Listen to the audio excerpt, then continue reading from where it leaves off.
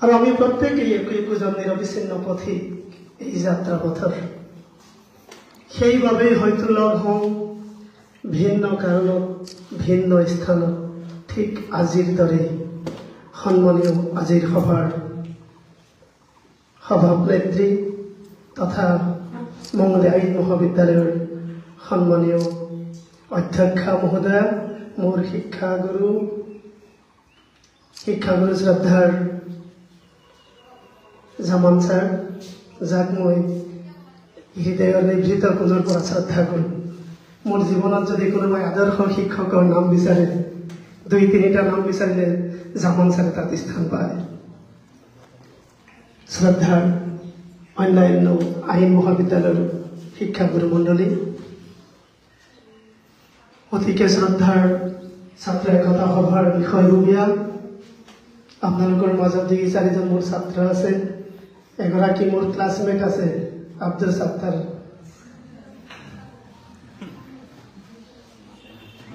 ইয়াত উপস্থিত প্ৰাক্তন ছাত্ৰ তথা সমূহ আইন মহাবিদ্যালয়ৰ পৰিয়ালবৰ্গ।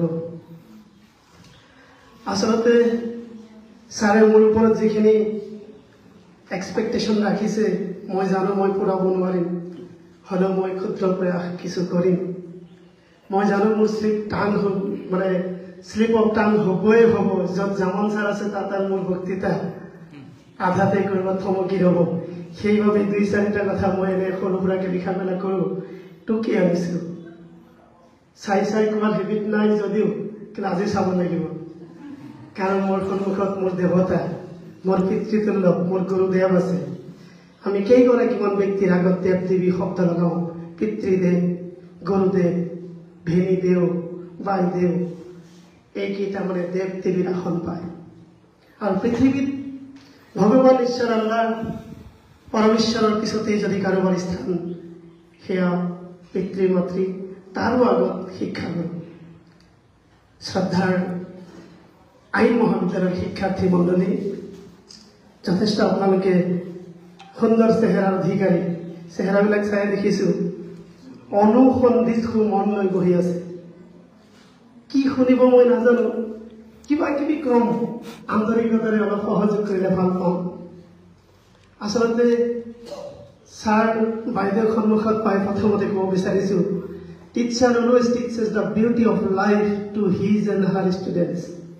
শিক্ষকে বোলে জীৱনৰ সৌন্দৰ্যবোধৰ শিক্ষা দিয়ে তেখেতসকলৰ ছাত্ৰ ছাত্ৰীক। বোধে আজিৰ মঞ্চত থকা সকলেও আমাৰ জীৱনৰ সৌন্দৰ্যবোধৰ ক'ৰবাত শিক্ষা দিছিল, যাৰ বাবে আজি ছাত্ৰ হৈ আকৌ ইয়াত অতিথিৰ শাৰীত বহিছোঁ। বাইদেৱে মোক কৈছে চিনাকি লাগিছে। অকল চিনাকি নহয়, বাইদেউক মই তামাম ভয় কৰিছিলোঁ।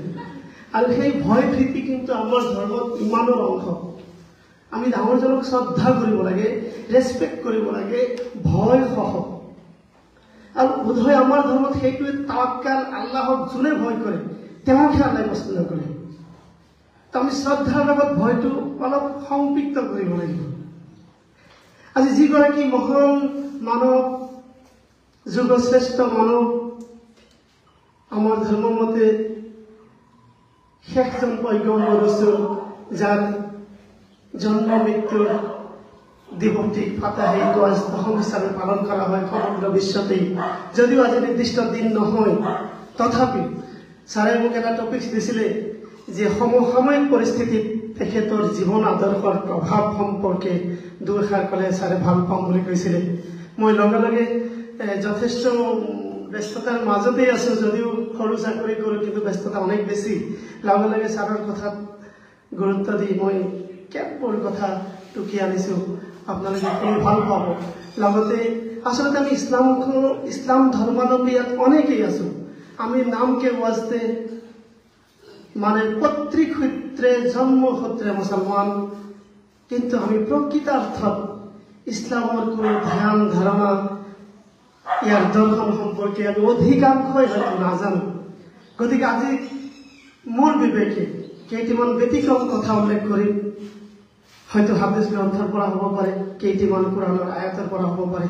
আপোনালোকে নকে চিন্তা কৰিব লাগিব যে আচলতে কোৰাণত হাদিছত এনেকুৱা কথাবিলাক আছে নেকি, ইমান চাইণ্টিফিক, ইমান যুক্তিসংগত, আজিও যাৰ মানে প্ৰযোজ্যতা 100% আছে। মই কোৱা বাক্যবিলাকৰ মাজত আপোনালোকে অৱশ্যেই বুজিবলৈ সক্ষম হ'ব। মই প্ৰথমতে আৰম্ভ কৰিছোঁ কোৰাণৰ কেইটামান বিশেষ আয়াত। মই উত্তৰ গুৱাহাটী কলেজত গেষ্ট লেকচাৰাৰ আছিলোঁ। 100 ভাৰ্ছ মই তাত এটা লিখনিত প্ৰকাশ কৰিছিলোঁ, 100 golden advices from Quran। তাৰে মই 30টামান আয়াত আজি টুকি আনিছোঁ, আপোনালোকে ভাল পাব। প্ৰথমটো আছিলে সূৰা বাকাৰাৰ আয়াত 42। ইয়াত ধুনীয়াকৈ বাক্যটো কৈছে, don't mix the truth with ফলছহুড।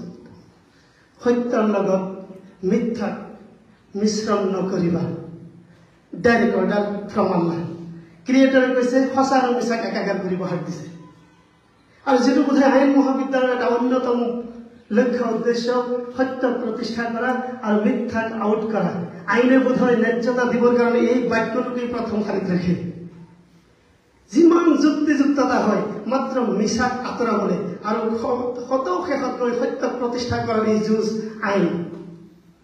আৰু সেইটো আইনৰ আচলতে গোটেই পৃথিৱীৰ যিটো আইন, সেই আইনৰ কিন্তু সৃষ্টিকৰ্তাৰ হাতত। আৰু তেওঁৰ আইনৰ বাক্য কৈছে যে সত্যক মিথ্যাৰ লগত সংমিশ্ৰণ নকৰিবা। আমি অধিকাংশ হয়, মইতো ভাবোঁ আমি 99% অৰ্ধেক সঁচা অৰ্ধেক মিছা। দিনটোত 80% সঁচা কৰোঁ, 20% মিছা কওঁ। 98% সঁচা কৰোঁ, 2% মিছা কওঁ। আটাইতকৈ গুণী জ্ঞানী আলেমসকলো একে পন্থাত চলি আছে। যদি আধা সঁচা আধা মিছা হয়, মোৰ ভাষাত ক'ব খোজোঁ আধা ভাল আধা বেয়া। এইটো বেমাৰক পেৰালাইচিছ বুলি কয়, যিটো ট্ৰিটমেণ্টেই নাই। গতিকে সঁচা মিছা একাকাৰ কৰিব নালাগে। সঁচাক সঁচা শ্ৰদ্ধা আৰু মিথ্যাক ঘৃণাৰে উপচাই মিথ্যাৰ পৰা সঁচাক আঁতৰ কৰিব লাগিব। আৰু সেইকাৰণে চক্ৰেটিছে শিক্ষাৰ ডেফিনেশ্যন দিছিলে যে ভুল আঁতৰ কৰি শুদ্ধ প্ৰতিষ্ঠা কৰাৰ নাম শিক্ষা। যুগশ্ৰেষ্ঠ শিক্ষাবিদ, গৱেষক, পণ্ডিত, দাৰ্শনিক চক্ৰেটিছৰ মনৰ ভাৱ শিক্ষাক কৈছে ভুল আঁতৰাই শুদ্ধৰ প্ৰতিষ্ঠা। লগত সূৰা বাকাৰাৰ আয়াত 44 আৰু এটা ধুনীয়া বাক্য আছে। সেই বাক্যটো এনেকুৱা আমি সবেই জানো, কিন্তু এইটো যে কোৰাণৰ আয়াত সেইটোহে নাজানো। যে আপুনি order righteousness to people only after practising it yourself. নিজে প্ৰেক্টিকেলি কৰাৰ পিছত আনক পৰামৰ্শ দিব। আমি পৰামৰ্শদাতা হিচাপে বিৰাট ভাল, কিন্তু আমি নিজে প্ৰেক্টিকেলি নকৰোঁ। উপদেশতকৈ আৰ্শী ভাল, সেই বাক্যটো কোৰাণৰ আয়াত সূৰা বাকাৰা আয়াত নম্বৰ 44। ঠিক আজিৰ সময়ত ইলেকশ্যনৰ বতৰ আহিছে, জুনিয়ৰ দল সংগঠন আহি গৈছে, পাৰ্টিক লৈ মানুহে ব্যস্ত হৈছে, প্ৰাৰ্থীক চোৱা বাদ দিছে। ইয়াতো সূৰা বাকাৰাত 170 নম্বৰ আয়াত আছে, ডন্ট ফ্ল' এনিওৱান ব্লাইণ্ডলি। কাকো আপুনি অন্ধভাৱে অনুসৰণ কৰিব নোৱাৰে। সেইজন মহিবুৰ ছাৰ হওক, চামান ছাৰ হওক, অইন কোনোবা নহওক কিয়, পীৰ চাহাব হওক, কোনোবা ধৰ্মগুৰু নহওক কিয়, ব্লাইণ্ডলি ছাপোৰ্ট কৰাটো ধৰ্মই ছাপোৰ্ট নকৰে। আৰু বিবেকবান লোকেও ব্লাইণ্ডলি কাকো ছাপোৰ্ট কৰিব নোৱাৰে। আপুনি সদায় আপুনি যাক ফ'ল' কৰে তেওঁৰ মাজত থকা ভালখিনিক ফ'ল' কৰক, তেওঁৰ মাজত থকা বেয়াখিনিক আপুনি এভইড কৰিব লাগিব। ইয়াৰ নাম শিক্ষা।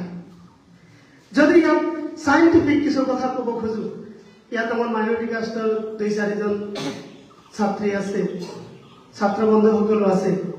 কোৰাণত এনেকুৱা চাইণ্টিফিক 2-3টা বাক্য আছে, আমাক অপবাদ দিয়া হয় মুছলমান সমাজত জনসংখ্যা বৃদ্ধি। মঞ্চত থকা মোৰ ছাৰ বাইদেউসকলৰ মনত সেই ধাৰণাটোৱে আছে, মুছলমান সমাজত জনসংখ্যাৰ বৃদ্ধিৰ হাৰ বেছি, বছৰে বছৰে সন্তানৰ জন্ম হয়। আচলতে কোৰাণে কি কয়, বাইদেউ শুনি অবাক হ'ব। কোৰাণত এটা ডিপ্ল'মেটিক চেণ্টেন্স কৈছে, সূৰা বাকাৰা 233 নম্বৰ আয়াতত কৈছে, হে মাতৃসকল, তোমালোকে তোমালোকৰ সন্তানক সম্পূৰ্ণ 2 বছৰ বুকুৰ গাখীৰ খুৱাবা। এটা ডিপ্ল'মেটিক চেণ্টেন্স, আপোনালোকে বুজি ল'ব। আল্লাহ ডাইৰেক্ট কৈছে, হে মাতৃসকল, আপোনালোকে আপোনালোকৰ সন্তানক সম্পূৰ্ণ 2 বছৰ বুকুৰ গাখীৰ খুৱাব। ডিপ্ল'মেচি ক'ত সোমাই আছে চাব। 2 বছৰ যদি বুকুৰ গাখীৰ খোৱা, 9-10 দিন পেটত ৰাখিছিলে, হৈ গ'ল দেখোন 3 বছৰ। তেনেহ'লে মোৰ কুৱেশ্যন হৈছে, ছেকেণ্ড বাচ্চা কেইবছৰ পিছত ল'ব লাগিব? লজিকেলি মিনিমাম 3 years 4 years পিছত ছেকেণ্ড বাচ্চা আহিব।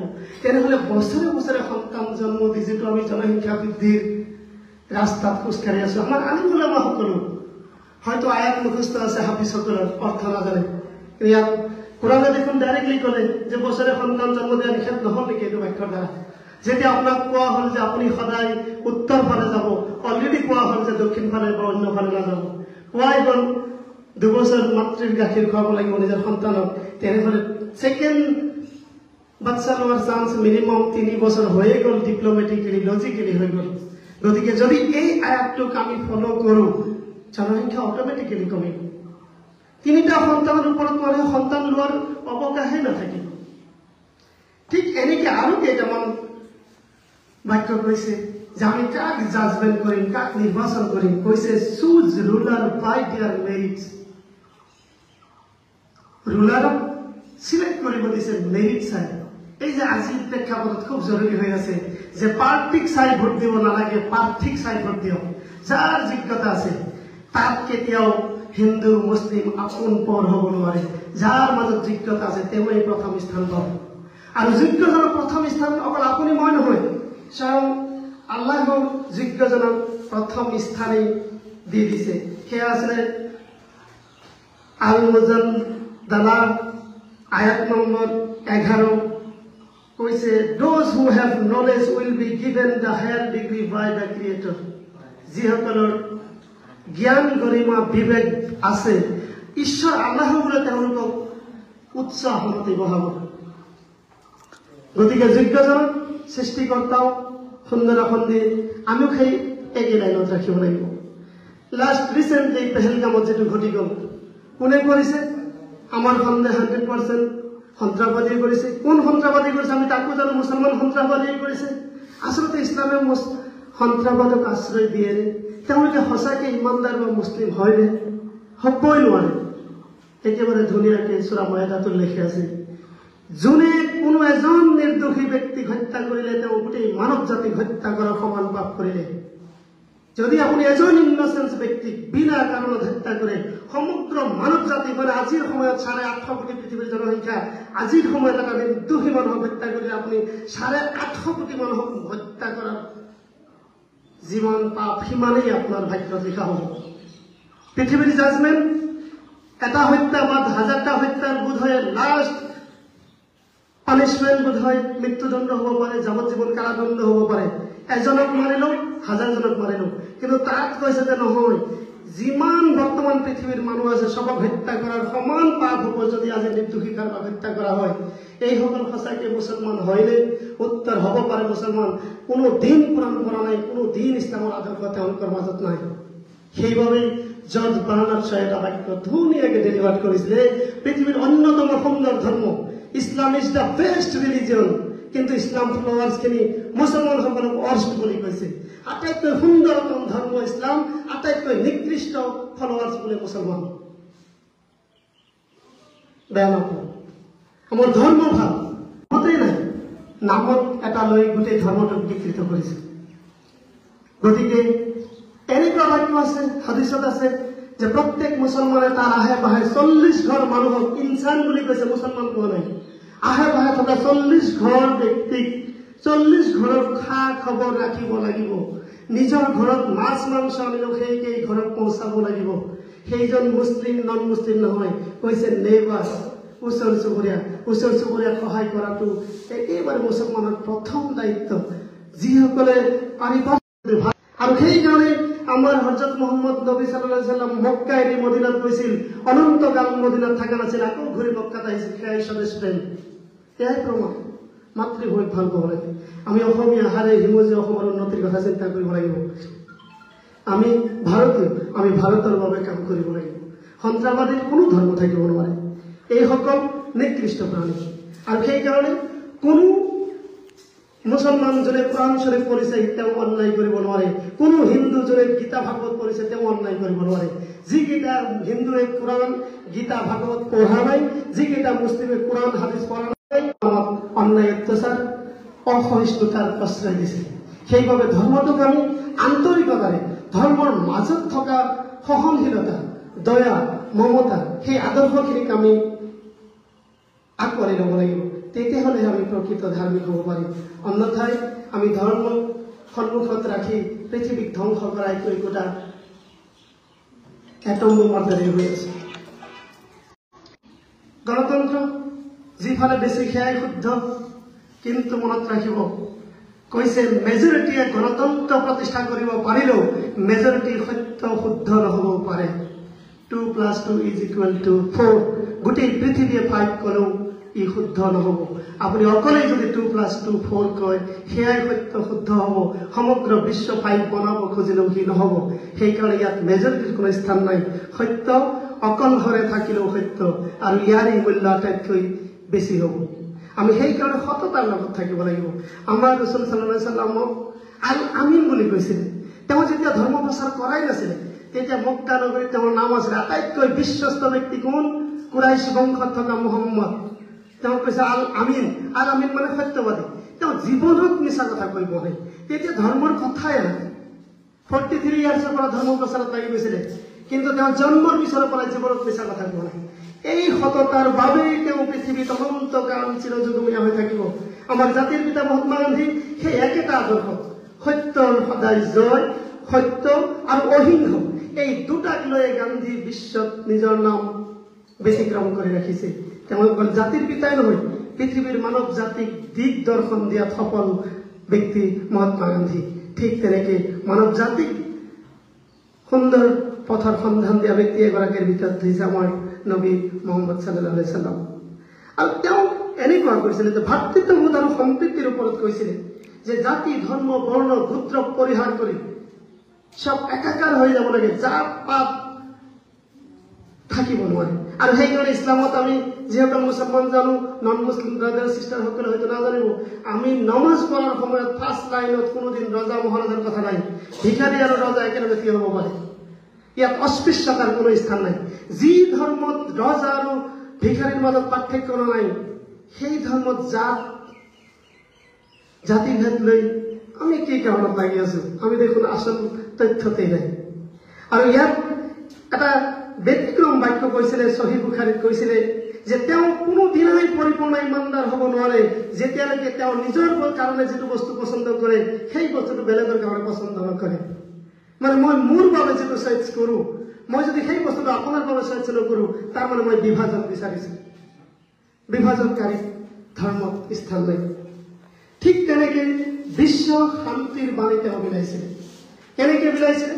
সমগ্ৰ বিশ্বৰ বিভিন্ন জাতি সম্প্ৰদায়ৰ মাজত বন্ধুত্বপূৰ্ণ সম্পৰ্ক তুলি দিছিলে। মক্কা বিজয়ৰ সময়ত তেওঁ দেখাই দিছিলে তেওঁক যিসকলে হত্যা কৰিবলৈ চেষ্টা কৰিছিলে, যাৰ বাবে তেওঁ হিজৰত কৰিব লগা হৈছিল। হিজৰত আমি জানো, নিজৰ মাতৃভূমি ত্যাগ কৰিব লগা হৈছিল। আৰু সুদীৰ্ঘ সময়ৰ পিছত যুদ্ধ কৰি যেতিয়া আকৌ নিজৰ জন্মভূমিত স্থান পাইছিল, মক্কা বিজয় কৰাৰ সময়ত কিন্তু তেওঁৰ বিৰোধী লোকসকলক ক্ষমা কৰি দিছিল, প্ৰতিশোধ লোৱা নাছিল। এয়া ইছলামৰ আদৰ্শ। আপুনি যিমান মানুহক ক্ষমা কৰিব পাৰিব, আপুনি সিমানেই মহত্ব হ'ব। আৰু সেইবাবে জান্নাত মানে স্বৰ্গৰ আমল কৈছে যে জান্নাত কা 2 পেশেন্স, সেইটো হৈছে ধৈৰ্য, 2 ক্ষমা। যাৰ ধৈৰ্য বেছি আছে আপুনি নিশ্চিত থাকক তেওঁ জান্নাত স্বৰ্গ পাবই পাব। 2 যোনে মানুহক বেছি বেছি ক্ষমা কৰিব পাৰে। মনত ৰাখিব, 1 ধৈৰ্য অত্যন্ত পেশেন্স যাৰ আছে, 2 যোনে মানুহক ক্ষমা কৰিব পাৰে। আপোনাক কিমান অন্যায় কৰিছে তাতকে বেছি আপুনি ক্ষমাশীল হওক, আপুনি পৃথিৱীত মহাপুৰুষৰ শাৰীত থাকিব। ঠিক নৈতিকতা, মানসিক মূল্যবোধ এইবিলাকৰ ওপৰতো সাংঘাতিক ধৰণে আমাৰ ধৰ্মই আদৰ্শ পুৰুষ পঠাইছিলে আমাৰ নবী ৰাসূলক। তেওঁ গোটেই জীৱন সততা, ন্যায়পৰায়ণতা, মৰম চেনেহ, দয়াৰ দৃষ্টিৰে চাইছিল। সেইবাবে কৈছিলে যে যাৰ মাজত সততা আছে তেওঁই সফল, যাৰ মাজত সততা আছে তেওঁই সফল, যাৰ মাজত দয়া আছে তেওঁই সফল। এই দয়াটো কেনেকুৱা কৈছিলে? পৰিৱেশৰ প্ৰতি, অন্য জীৱ জন্তুৰ প্ৰতি, গছ গছনিৰ প্ৰতি, অন্য ব্যক্তিৰ প্ৰতি, সমাজৰ প্ৰতি, দেশৰ প্ৰতি, মাটিৰ প্ৰতি, জাতিৰ প্ৰতি, সমগ্ৰ বিশ্ব ব্ৰহ্মাণ্ডৰ প্ৰতি। সেইকাৰণে আমি হাত উঠাই যেতিয়া দোৱা কৰোঁ, প্ৰথমতে নিজৰ বাবে, আত্মীয় স্বজনৰ বাবে, তাৰপিছত পৰিয়াল, আত্মীয় স্বজন, লাষ্টত গৈ গোটেই বিশ্ববাসীৰ বাবে দোৱা কৰা হয়। এয়াই বিশ্ব শান্তি। তাৰমানে যেতিয়াই আপুনি বেষ্ট উইচেছ কৰিব, ইণ্ডিভিজুৱেল কাৰোবাৰ বাবে নহয়, সমগ্ৰ জাতিৰ বাবে কৈছে। সেই উদাহৰণটো ইয়াত দেখাইছিলে যে গছ গছনি ৰোপণ। ইয়াতে আমাৰ ছাত্তাৰ সাহেব হাফিজ, কিন্তু এওঁ আলিমো হয়, এওঁ মই যিবিলাক কৈ আছো তাতকে বহুত বেছি জানে এই মানুহজন। তো সত্তাৰ ভাইক ধন্যবাদ জ্ঞাপন কৰিছো বন্ধু হিচাপে সন্মুখত আছে, ভুল হলে শুধৰাই দিবা নিশ্চয়। তো বাকী সকলক উদ্দেশ্য কৰি কৈছো যে তিনিটা কাম মৃত্যুৰ পিছতো মানুহক পুণ্য দিব পাৰে, তিনিটা কৰ্ম। সেই তিনিটাৰ 1 নম্বৰটো কৈছিলে সাদকা জাৰিয়াত, তিনিটা কামৰ 1 নম্বৰটো আছিল বৃক্ষৰোপণ। বাইদেউ মই গছ ৰোপণ কৰিছো, মোৰ স্বাৰ্থ আছে। স্বাৰ্থ এইটোৱেই যে মই মৃত্যুৰ পিছতো ইয়াৰ বাবে প্ৰতিদান বিচাৰিছো মোৰ সৃষ্টিকৰ্তাজনৰ পৰা। যিমান দিন এই গছ থাকিব, ইয়াৰ ছায়াত যিমান দিন মানুহ বহিব, যিমান পোক পৰুৱা পোক পতংগ চৰাই চিৰিকটি ইয়াত বাহ সাজিব, সিমান দিনলৈকে ইয়াৰ পুণ্য মই পায়ে থাকিম। মানুহ মৃত্যুৰ পিছত একাউণ্ট চবৰে বন্ধ হয়। আমাৰ ধৰ্মত কৈছে যে 3টা দুৱাৰ খোলা থাকে। এক, যোনে বৃক্ষ ৰোপণ কৰিলে, এই বৃক্ষত ফল মূল খোৱা, ইয়াৰ কাঠ ব্যৱহাৰ কৰা, ছায়া ব্যৱহাৰ কৰা, চৰাই চিৰিকটি বাস কৰা, পোক পৰুৱা থকা প্ৰত্যেকটো কামৰ বাবে সৃষ্টিকৰ্তা বৃক্ষ ৰোপণকাৰীক পুণ্য দিব। সেইদৰে আটাইতকৈ বেছি বেছি বৃক্ষ ৰোপণ কৰিব লাগে। ইয়াত আবু দাউদ শৰীফৰ হাদিছ এটা আছে। সেই হাদিছটো এনেকুৱা এটা হাদিছ কৈছিলে যে যদি কিয়ামত আহি পায়, আপুনি গম পাইছে কিয়ামত ষ্টাৰ্ট হৈছে, তাৰ পিছতো আপোনাৰ হাতত এটা গছৰ পুলি আছে, কৈছে কিয়ামত আহিব দিয়ক, আপুনি জানে পৃথিৱী ধ্বংস হ'ব, তাৰ পিছতো গছটো ৰোপণ কৰক। ইমান কাৰা নিৰ্দেশ কৈছে, ইয়াক সাদকা জাৰিয়া বুলি কৈছে। গতিকে বৃক্ষৰোপণটো বৰ্তমান বিজ্ঞানৰ সেউজ ধৰণীৰ এটা কাৰ্যসূচী। 1400 বছৰ আগতেই ইমান ধুনীয়া ডাইৰেক্ট অৰ্ডাৰ দিয়া আছে, বৃক্ষৰোপণ কৰক, কৰিবই লাগিব, ইয়াত কোনো গতান্তৰ নাই। গতিকে অৰণ্য ধ্বংস নোহোৱা হ'ব লাগে, বননীকৰণ হ'ব লাগে। আৰৱৰ মৰুভূমিত গছ ৰোপণ কৰা সেই সময়ৰ কিমান গুৰুত্ব আছিল, আজি গোটেই বিশ্ববাসীয়ে গম পাইছে। আজি বিজ্ঞানৰ পৰিৱেশ বিজ্ঞানৰ মূল মন্ত্ৰ বৃক্ষৰোপণ, বননীকৰণ। ঠিক তেনেকে আৰু 2টা কামৰ ভিতৰত এটা আছিলে পানী সংৰক্ষণ। যে মৰুভূমি এলেকাত মানুহ পানী পোৱা নাছিল, প্ৰত্যেকৰ ঘৰৰ সন্মুখত খোৱা পানীৰ ব্যৱস্থা কৰি দিছিল বিনামূলীয়াকে। যিমান খোৱা পানী মানুহে খাব, পিয়াস দূৰ হ'ব, ঈশ্বৰ আল্লাহ আকাশৰ পৰা বোলে শান্তি পাব। আৰু 3 নম্বৰটো কৈছিলে যে উপযুক্ত ন্যায় সৎ শিক্ষিত সন্তান যদি পৃথিৱীত থাকে, তাৰ বাবে সুসন্তানে যিমান ভাল কাম কৰিব, ইয়াৰ ৰয়েলটি পিতৃ মাতৃ মৃত্যুৰ পিছতো পাই থাকিব। সেইকাৰণে আমাৰ পিতৃ মাতৃ আমাক ভাল মানুহ কৰিবলৈ চেষ্টা কৰিছে। ইয়াৰ উদ্দেশ্য তাতেই, আমিও সেই একেটা ৰাস্তাত থাকিব লাগিব। ইয়াৰ উপৰি জীৱ জন্তুক মৰম চেনেহ কৰাটো ইছলামৰ আদৰ্শ, ৰাসূলুল্লাহ সাল্লাল্লাহু আলাইহি ওয়াসাল্লামৰ আদৰ্শ। আৰু এই আদৰ্শ আপোনালোকে অবাক হ'ব, কেনেকুৱা আদৰ্শ। পৃথিৱীৰ নিকৃষ্টবিলাক ব্যক্তিবিলাকৰ ভিতৰত চাই সময় বেছি ল'লো, 5 মিনিটত চেষ্টা কৰোঁ ছাৰ, 5 মিনিট। নিকৃষ্ট ব্যক্তিৰ ভিতৰত বেশ্যাসকল থাকিব পাৰে, যিসকলৰ নিজৰ দেহা বিক্ৰী কৰে। এনেকুৱা এগৰাকী বেশ্যাই গোটেই জীৱন পাপ কাম কৰি ঘূৰি আহোঁতে পানী পিয়াসত ছটফটাই আছিল। মৰুপথত কৰবাত দেখিছিল এটা কুঁৱা, কুঁৱাত কষ্ট কৰি কৰি গৈ কুঁৱাত নামি বেচাৰি পানী খাইছিলে। পানী খাই উঠি আহি দেখিছিলে কুঁৱাৰ পাৰত ভিজা মাটি কুকুৰ এটাই চেলেকি আছিলে, আৰু কুকুৰটো জিভা বহুখিনি ওলাই দিছিলে। কুকুৰৰ অৱস্থা চাই মহিলাগৰাকী অনুভৱ কৰিছিলে যে মোৰ যিটো অৱস্থা হৈছিল কিছু সময় আগত পানী পিয়াসত ছটফটাই আছিলো, এই কুকুৰটোৰ ছেম অৱস্থা হৈছে। এই বেশ্যা নাৰীজনৰ অন্তৰত কুকুৰটোৰ প্ৰতি দয়া জন্মিল। তেতিয়া তেওঁ সেই কুঁৱাত নিজৰ জোতা বা মোজা, হাদিছত অলপ বৰ্ণনা ইফাল সিফাল আছে, বা কাপোৰৰ আচল বুলি কৈছে, সেইখনক নমাই দি পানীত তিয়াইছিলে আৰু উঠাই আনি কুকুৰৰ সন্মুখত ধৰি আচল চেপিছিলে। সেই পানী কুকুৰে জিভাৰে চেলেকি চেলেকি খাইছিলে। ওপৰত থকা সৃষ্টিকৰ্তা ইমান খুশ হৈছিলে, গোটেই জীৱনৰ পাপ মোচন কৰি তাক স্বৰ্গগামী বুলি লিখি দিছিলে। এয়া হৈছে জীৱ জন্তুৰ প্ৰতি প্ৰেম। এয়া হাদিছ চেম ৰসুলক আমাৰ ধৰ্ম মতে নবী সাল্লাল্লাহু আলাইহি ওয়াসাল্লামক যোনে লগ পাইছিল, যোনে ইমান আনিছে, তেওঁই স্বৰ্গ পাব। বিশেষকৈ চাহাবাসকল ডাইৰেক্টলি যিসকলে ৰসুলৰ লগত দেখা সাক্ষাৎ হৈছিল, সেই চাহাবাবিলাকৰ মাজত ডাইৰেক্ট হাদিছ আছে তেওঁলোকে জান্নাত পাব। কিন্তু তাত এটা অঘটন ঘটিছিলে। এদিনাখন কেইজনমান চাহাবা আহি দৌৰি গৈছিলে, ইয়া ৰাসূলুল্লাহ, এটা অঘটন ঘটিছে। কি অঘটন? অমুক চাহাবাৰ ঘৰত মেকুৰী এটা বান্ধি থৈছিলে। মেকুৰীক 2-3 দিন হ'ল খাদ্য দিয়া নাছিলে, মেকুৰীটো মৃত্যু হৈছে। তেতিয়া ৰসুলে মাথাত হাত দি কৈছিল, ইয়া আল্লাহ, সেই চাহাবাজন জান্নাতৰ পৰা নাম কাটা গ'ল, জাহান্নামী হ'ল। কিহৰ কাৰণে? এটা মেকুৰীক বান্ধি থোৱাৰ অপৰাধত, খাদ্য নিদিয়াৰ অপৰাধত। এয়া হৈছে প্ৰকৃতি প্ৰেম, জীৱ প্ৰেম। আমি আমাৰ ঘৰত থকা কুকুৰ মেকুৰীকো মৰম কৰিব লাগিব। হিন্দু শাস্ত্ৰ মতেও যুধিষ্ঠিৰৰ লগত স্বৰ্গগামী হ'ব, স্বৰ্গলৈ যাত্ৰা কৰিব কুকুৰ এটাই। এয়াই ধৰ্ম। খালি জাতি প্ৰেম, মাতৃপ্ৰেম, ভাতৃপ্ৰেম এই নহ'ব। প্ৰাণীকুলৰ প্ৰতিও আমাৰ অজস্ৰ প্ৰেম থাকিব লাগিব। এয়াই ইছলাম, এয়াই আদৰ্শ, এয়াই নীতিবাক্য। গতিকে মহান আল্লাহৰ ওচৰত দোৱা কৰোঁ যে মই যিখিনি কথা ক'ব বিচাৰিছিলোঁ, মই দেখিছোঁ চবৰে মন মেজাজবিলাক ভাল হৈ থকা নাই, সময় যথেষ্ট লৈছোঁ। ক'ব লগা বহু কথা থাকিলেও এতিয়া আৰু ক'ব মন যোৱা নাই, তথাপিও আৰু দুটা বাক্যৰে সমাপ্ত কৰিব খুজিছোঁ। এটা হৈছে সামাজিক ন্যায় আৰু সমতা প্ৰদান। ৰচুলে সেই যুগতে কৃত দাসবিলাক আছিলে, মানুহে ক্ৰয় কৰি দাসত্ব প্ৰথা ৰাখিছিলে। ৰচুলে সেই যুগতে কৃত দাসক নিজৰ টকাৰে মুক্তি কৰি দিছিলে। গতিকে এইটোৱে বুজাইছে আজিও আমি গৰীব দৰিদ্ৰক সহায় কৰিব লাগিব। এই গৰীব দৰিদ্ৰক সহায় কৰাত অজস্ৰ পুণ্য আছে। জ্ঞান অৰ্জন কৰাৰ ওপৰত সাংঘাতিক ধৰণৰ অৰ্ডাৰ দিয়া আছে যে জ্ঞান অৰ্জন কৰাটো ফৰজ বুলি কৈছিল। আমি কেইজন শিক্ষিত? আজি ভাৰতবৰ্ষৰ আমি মাইনৰিটি সমাজ শিক্ষা দীক্ষাত চবতকে পিছপৰা, অথচ ভাৰতৰ প্ৰেক্ষাপট দেখিলে স্বাধীন ভাৰতৰ প্ৰথম শিক্ষামন্ত্ৰীজনৰ নাম মৌলানা আবুল কালাম আজাদ, য'ত প্ৰথম শিক্ষামন্ত্ৰী মুছলমান। আজি আমাৰ অৱস্থা এইটো কিয়? তাৰমানে আমাৰ কৰবাত দুখ আছে। গতিকে উত্তম উপায় আত্মশুদ্ধি। আমি মুছলমান সমাজে শ্ৰেষ্ঠ ধৰ্মৰ ফলোৱাৰ্ছ হোৱা স্বত্বেও আমি নিকৃষ্টতাৰ পৰা আঁতৰ হৈ অলপ মন মগজু বিশাল কৰিব লাগিব আৰু সকলোকে আঁকোৱালি লৈ সকলোকে শ্ৰদ্ধা ভক্তি জনাই সমাজখনক আগুৱাই লৈ যোৱাৰ দায়িত্ব ল'ব লাগিব। আৰু এই দায়িত্বটো এনেকুৱা হোৱা উচিত যে কোৰাণৰ আয়াততে আছে যে নন মুছলিম সকলক আটাইতকৈ ভাল বিহেভ কৰা। ৰচুলৰ আদৰ্শ।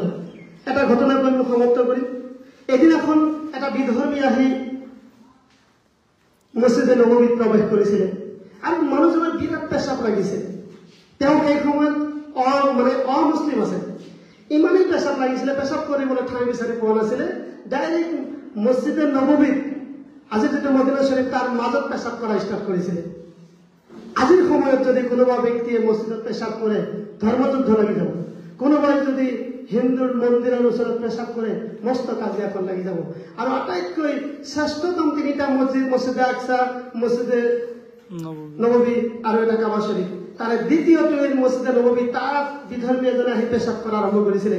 লগে লগে উছমান ৰাদিয়াল্লাহু আনহু আৰু উমৰ ৰাদিয়াল্লাহু আনহুই তৰোৱাল লৈছিলে। ৰচুল হুকুম দিয়ক, মই কাটি টুকুৰা কৰিম। কৈছে ৰবা, খবৰদাৰ নামাৰিবা। তেওঁ পেচাব কৰি আছে, পেচাব কৰিব দিয়া, ভালকে পেচাব কৰি লওক। ভালকে পেচাব কৰা শেষ, এওঁক মাৰিবলৈ হাত দি নিজে এক বাল্টি পানী আনি পেচাবত ঢালি দিছিল। কৈছে পবিত্ৰতাৰ উৎকৃষ্ট ব্যৱহাৰ হৈছে পানী ব্যৱহাৰ কৰা। তেওঁ ভুলতে পেচাব কৰিছে, তেওঁক ক্ষমা কৰি দিয়া। আৰু ৰচুলে নিজে চাফা কৰিলে। যিজন ব্যক্তিক ক্ষমা কৰি দিলে, লগৰসকলৰ হাতত তৰোৱাল দেখিলে, সেই মানুহজনে ৰচুলৰ প্ৰতি আকৃষ্ট হ'ল। ইমান দয়ালু আমাৰ নবী আছিল। তেনেহ'লে আমি কিয়, আমাৰ গাত কিয় এই সহিষ্ণুতা, এই মৰম দয়া ক্ষমা এইবিলাক আমাৰ মাজত নাই কিয়? সৰু সুৰা কথাত আমি কিয় জ্বলি যাওঁ? কোনোবাই সাম্প্ৰদায়িকতাৰ জুই জ্বলাব বিচাৰিছে, তাত আমি কিয় ঘি ঢালো? আমি কিয় উত্তৰ দিম? আমি কিয় ফেচবুকত লাগি থাকোঁ? আমি অলপ জ্ঞান গৰিমাত লাগিব লাগে, বিশ্ব শান্তিৰ বাবে লাগিব লাগে। আমাৰ মাজত থকা শুদ্ধখিনি প্ৰচাৰ কৰিব লাগে, বেয়াখিনিৰ পৰা আঁতৰিব লাগে। দেখিব আমাক সকলোৱে আঁকোৱালি ল'ব, আমাক কোনো অপবাদ নিদিয়ে। মই 100% গেৰেণ্টি দিওঁ। আমি যদি আমাৰ ধৰ্ম মোতাবেক শুদ্ধ হওঁ, চবেই আমাক চবতকৈ বেছি আদৰ মৰম শ্ৰদ্ধাহে কৰিব। সদৌ আজি মোক মাতি আনি এই অভগাজনক এই 2-4 কথা কোৱাৰ যিটো সুযোগ দিলে, তাৰ বাবে মোৰ শিক্ষা গুৰুদেৱক আন্তৰিকতাৰে ধন্যবাদ জ্ঞাপন কৰিলোঁ। আৰু আপোনালোকেও যথেষ্ট সময় দি শুনিলে, তাৰ বাবে আপোনালোককো ধন্যবাদ জ্ঞাপন কৰিছোঁ। যদি মোৰ বাক্যৰ মাজত ক'ৰবাত কিবা ভুল ত্ৰুটি হৈছে, ক্ষমা কৰি দিব। নিশ্চয় ক্ষমাকাৰী আল্লাহৰ ওচৰত আটাইতকৈ প্ৰিয় হ'ব। সদৌ মই পঢ়ি যোৱা মহাবিদ্যালয়খনৰ উত্তৰোত্তৰ কামনা কৰিলোঁ। মোৰ ছাৰ বাইদেউসকলৰ জীৱন ধন্য হওক, দীৰ্ঘজীৱী হওক। মঙলদৈ আইন মহাবিদ্যালয় অকল অসম নহয়, ভাৰত নহয়, বিশ্বৰ বুকুত ব্যতিক্ৰম শিক্ষা অনুষ্ঠান হিচাপে উজ্জ্বলিত হৈ থাকক, তাৰেই কামনা কৰি ফাতেহা ঈদ ৱাজদহমত মই মোৰ বক্তব্য ইমানতে সামৰণি মাৰিলোঁ। জয় আই অসম, জয় হিন্দ।